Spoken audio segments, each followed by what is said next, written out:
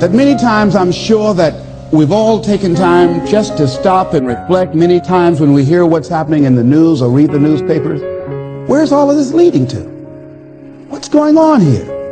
And so I think that now more than ever, we must begin to look at what are the things that we can do that would put us on some firm footing in life, that will enable us to do some things and use some powers that we have, that many of us go through life never ever discovering that we have those things going for us. And part of that, I believe, is knowing what it is your life worth. What is it that gives your life a sense of meaning and purpose?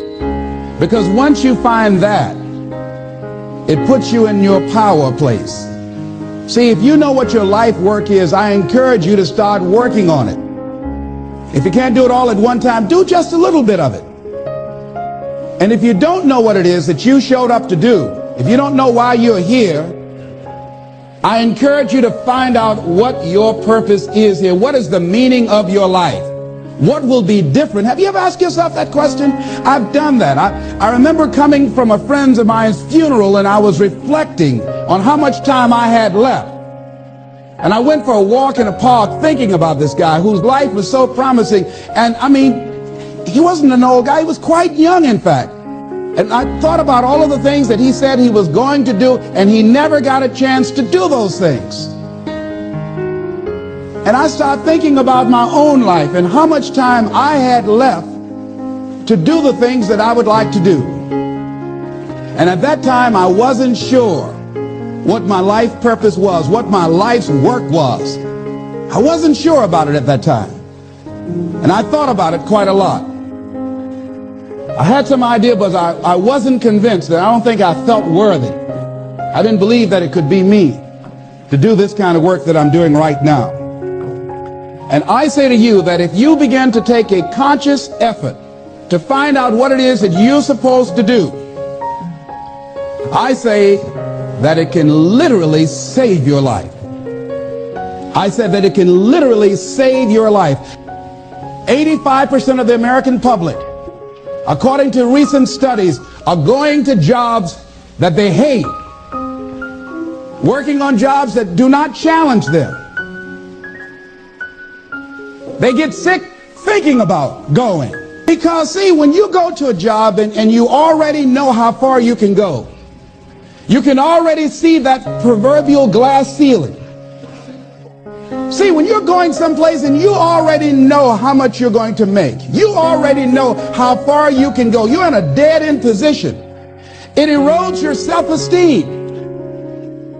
It lowers your sense of yourself. It creates some inner turmoil. It creates an emptiness in you. So I say that your life is worth finding what it is that you're supposed to do. And I'm not saying quit your job. I'm saying find it and do just a little bit of it. Just start working at it just a little bit, but do find out what your work is and hold on to it, and don't let your dream go. Don't let it go. See, and here's something else I want you to begin to look at. Why is it that most people don't pursue their dreams or don't do better than what they're doing if they're capable of doing it? I think that many of us don't go the next step because we don't know what to do yet. And I say that the reason that we don't even explore the possibility of what to do is because subconsciously we don't believe that it can happen for us, and we don't believe that we deserve it. Here's something else. Most people are not living their dreams because of fear, ladies and gentlemen. Fear, limited vision, and lack of self-esteem is what keep most people doing things they don't want to do. That is an illusion that we create in our mind. It is a state of mind that can be changed. So let's look at how we can begin to take some steps to restructure that fear, to begin to expand our visions of ourselves, to begin to increase our self-esteem. Webster said that self-esteem means competence and satisfaction in oneself. The same reason that people stay in relationships where they're abused or they're unhappy or it's unfulfilling, they can't see themselves beyond that relationship. They can't see themselves enjoying life without that person. They think that this is all that they can do. The same reason that people get stuck at a certain level in life, they can't see things being better for them. And they think that this is it and this is all they deserve. This is all they've ever seen. It's been passed on to them. And they think that this is it for them. Oh no. I was looking what Dr. Blanton, Smiley Blanton, who is a colleague of Dr. Norman Vincent Peale, what he said about fear. He said, fear is the most subtle and destructive of all human diseases. Ladies and gentlemen, fear kills dreams. Fear kills hope. Fear put people in the hospital. Fear can age you. Fear, ladies and gentlemen, can hold you back from doing something that you know within yourself that you're capable of doing, but it will paralyze you. And it seemed like you're in a hypnotic spell. And I ask you a question, what is the benefit? What's the benefit of allowing fear to hold you back? What's the benefit of giving up on yourself, of not stepping out on life and taking life on? What is the benefit for you? What's the plus in that? It's one of the things I had to ask myself. So I didn't want to make any mistakes. I wanted everybody to like me. I wanted to be perfect the first time I did something. It's not going to happen. You're going to make some mistakes. You're going to hurt some folks' feelings. You're going to create some enemies whenever you decide that you want to begin to take life on. You've got to ask yourself, how long am I going to allow this to hold me back? I like what Zig Ziglar says. He said, fear is false evidence appearing real.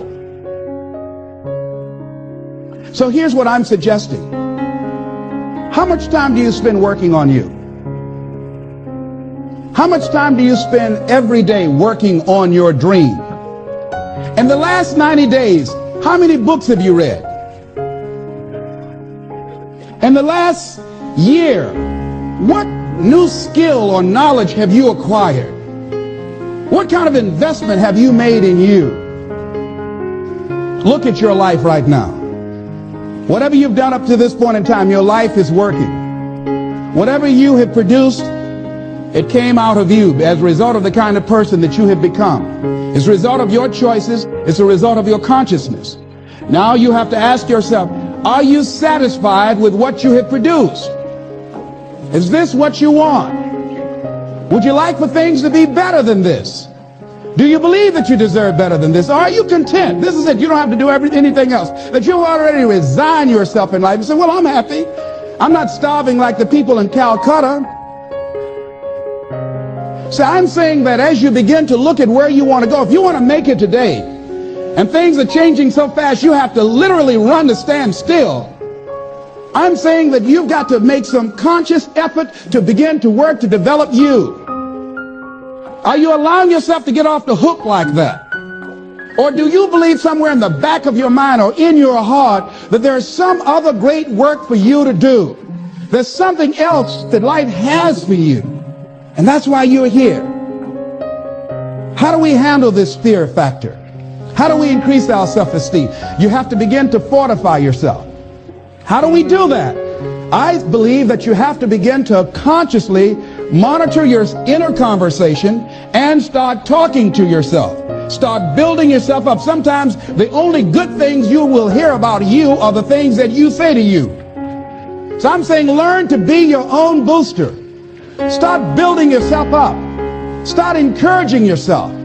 Start saying, I can do this. I can make this happen. When I started thinking about becoming a speaker, I said, yes, I can do this. I can make this happen. When I start trying to convince myself I can be a businessman after flopping and failing and losing thousands of dollars and feeling stupid and dumb and having people take advantage of me because of what I didn't know. I had to talk to myself because people were saying to me that I was dumb. And somewhere in the back of my mind, I was saying, you're right. Look at what I've done. I had to say, no, Les. Hey, come on, man. Get yourself together. You can handle this. You just haven't figured it out yet. It's all right. This is your training period. This is the tuition you have to pay for what you don't know. You can do this. Other people have done it. It doesn't take an Einstein. Get you some people that can teach you some stuff that you don't know. Get you some people that have done it successfully and learn from them. Take some seminars, workshops, read some books on how to manage a business. Change the way you see yourself and begin to tend to the personal details. Understand that nobody's going to take care of your business better than you.